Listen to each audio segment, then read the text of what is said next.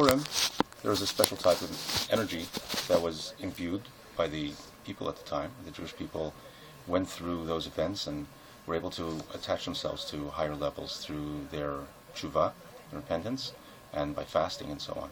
And through that they merited to have a level of divine intervention that saved them from complete annihilation. And if we know what the energies of that holiday are, and we know how to attach ourselves to it, then we can do the same nowadays, the tshuva and the fasting and so on, and reading the Megillah, and thereby we can attach ourselves to that energy as it comes around and benefit from the same type of divine intervention. So it's useful to understand what the story of the Megillah is, and so I'm going to go through a little bit so that people can keep this in mind as they're reading the Megillah and have the right kind of intention so that they can fasten themselves to the energy of those events that are being described. So I'm going to go through chapter by chapter. I'm going to read it from notes. I apologize for that. So chapter 1 introduces Achashverosh, the king, and you can see that the atmosphere of the party is of a degenerate culture, of a leader who's drunk and self-indulgent, weak, and according to tradition, this is not in the Megillah itself.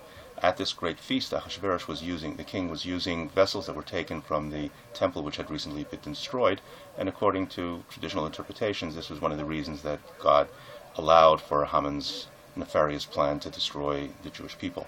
And it was only later when they repented for that, so to speak, that they were able to obtain the divine help to be saved from that plan. And you'll notice that the person who's reading the Megillah will have a special mournful tune when they're reading a piece of that description. It's the part when they were talking about kelim shonim, when they were using different parts according to tradition. Again, passages that refer to the Jewish people drinking Achashverosh's wine from the holy vessels of the temple. Second chapter introduces Mordechai, Esther, and Haman. And when Mordechai's genealogy is read, the whole congregation will read together and will say, Ish Yemini, descended from Yemini, meaning Benjamin, Binyamin in Hebrew. So there's a great significance attached to the fact that he is a descendant of Benjamin, the younger son of Joseph, younger brother of Joseph. And throughout the Megillah, we can see many, many, many parallels to the story of Joseph and also Binyamin's part in it, and that's mirrored by Binyamin's descendant, Mordechai. And we'll be seeing some of those, and some of those I would leave to the reader to kind of notice on their own. Then we're introduced to Esther, and we're told that her name is Hadassah, because Esther is actually a code name. The culture at the time worshipped two divinities, Ashtarte and Marduk, and the names Marduk, Mordechai, Ashtarte, Esther, those are their code names, so to speak, in order for them to work within the culture and not to expose the fact that they were Jewish. And it also is a little bit of a hint that there were greater powers working over here, the powers that the Jews were using as opposed to the powers of the culture around them. And you'll notice that the issue is a matter of bowing to Haman. And of course, who was Mordechai's great uncle, Joseph? If you remember, he had those dreams, and in the dreams there were sheaves of wheat bowing to him, and there were stars and the moon and the sun bowing to him, and his brothers misinterpreted it as saying that they would bow to him. And that's why they hated him and were jealous of him. And of course, that's not what the dream said. The dream said that the sheaves of wheat would bow to him, not that the brothers would bow to him. And I'll talk about that dream later on. But again, here we have, again, a story involving his great-great-great-nephew, Mordechai, and he's being told he has to bow down to Haman. Chapter 3 introduces the first part of the plot. And that which later is stated to be the source of the holiday, it's the casting of lots. In other words, some kind of, like a lottery, but it was basically tapping into a certain type of magic, of chance, of randomness, that this was an augury, an auspicious day to destroy the Jewish people. It's kind of the randomness, the tohu vavohu, which at creation God turned into order, the opposite of free will, choice, and intention. So now, although there were lots that were cast by the Jewish people at various times, even mentioned in the Torah as part of religious, like for example the Selah Azazel, this was Haman's use of lots for a very objective purpose, to exterminate the Jewish people just because their leader refused to bow. It's a perversion of the practice of lottery, using this kind of black magic to help in a genocide just to serve his ego. Now you also note that the day that he chose, the 13th day of the 12th month of Adar, which was set for the destruction of the Jews, that in the end becomes turned upside down, V'nehapachu, which is the theme of the Megillah, of the holiday. that very day was the day that the Jews ended up having their victory over this enemy. And that's a special energy of this holiday, turning something very, very bad into something good. Chapter 4, though God is not mentioned, this chapter is the key in seeing the story as one of divine intervention. In this chapter, the passages from 13 to 16, you have the conversation between Mordechai and Esther. He tells her that she should intercede.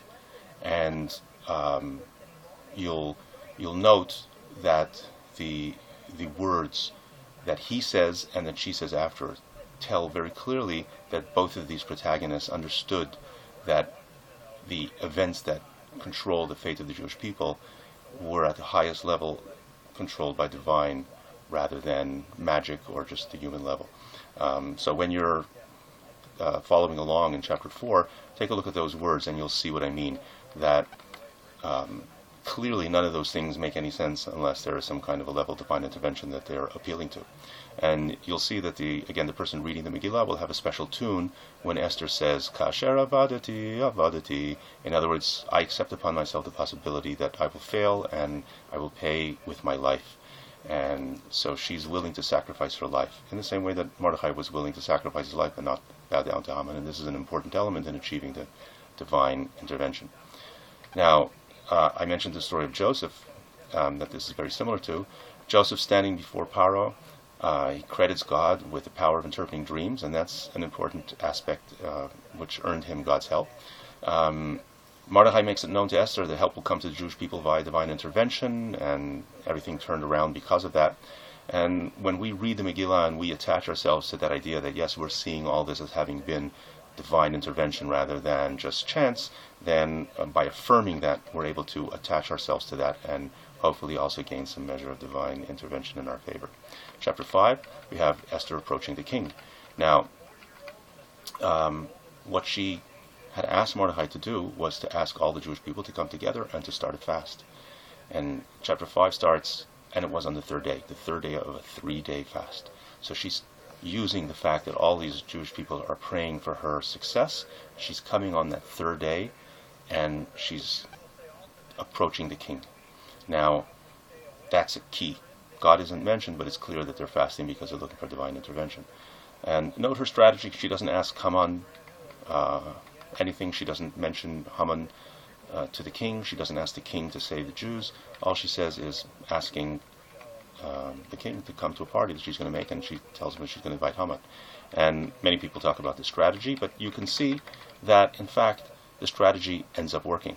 That Haman is so full of himself, he comes to the party, and he thinks he's very, very high up in the hierarchy for being invited that way, and Mordechai doesn't bow to him, and he says nothing is worth it. And his wife Zeresh, take a look at her role in chapter 5. She recommends hanging Mordechai. Now, that's where things turn around. Chapter 6, that night the king can't sleep, and chance plays a sudden role. Of all things, Mordechai's name pops up in a story that he saved the king from a plot. You'll see that when they read it. And then just then, in the night when he's being read this story of Mordechai's intervention to save his life, he hears Haman in the courtyard. And why is Haman there? To set up a tree to hang up Mordechai. And you'll look at the conversation, you'll see how pompous Haman is and how he misinterprets what the king says, and why the king suddenly begins to suspect Haman of perhaps trying to take over. And the chapter ends, the servants are coming and rushing to take Haman to the second banquet. Chapter 7, that's the end of Haman. At the second banquet, you'll look and you'll see what the dynamics are. It's very interesting. Somebody points out a tree, they hang him, and again, when the king is drunk, he takes this decision. Chapter 8, well, what happens to the decree? Decree to destroy the Jewish people. Well, that culture had a certain belief that they couldn't overturn a rule of the king if it was stamped in the signet ring of the king, as you'll see. So what they did, instead of canceling that date of the 13th day of the 12th month for the Jews to be destroyed, they gave the Jews the right to defend themselves. And that day turned into a day of great victory. Chapter 9, you can see in 24-25 verses, the idea of vinapochu, turning things upside down. And everything happened as it did, basically because the Jews acted in unity and fasted, and the holiday is celebrated by taking responsibility for each other, giving money to the poor, and acts of unity and fasting as they did, and also sending food to each other, besides the alms to the poor, and so on. And all that is part of tapping into the same energy. Chapter 10 is just politics, back to the mundane, and the elevation of Mordechai, very similar words and position to what happened with Joseph. And then a little phrase of Ratzui l'rovachav, which is interpreted in various ways as possibly some people not being so happy with Mordechai. And again, there's a lot to say about that. In any case, nowadays, in order to access all this energy and to reaffirm our connection to the events then and to express our recognition that all of that was a series of divinely guided events and our gratitude for all that, so part of that is that we fulfill this commandment, this mitzvah of reading the Megillah. And part of reading the Megillah is having the appropriate intention, understanding it a little bit at a slightly deeper level than the absolute literal meaning of the words, by looking in, as we said, at the subtle interconnections between the characters and what might have been their intentions as they said what they said. For now.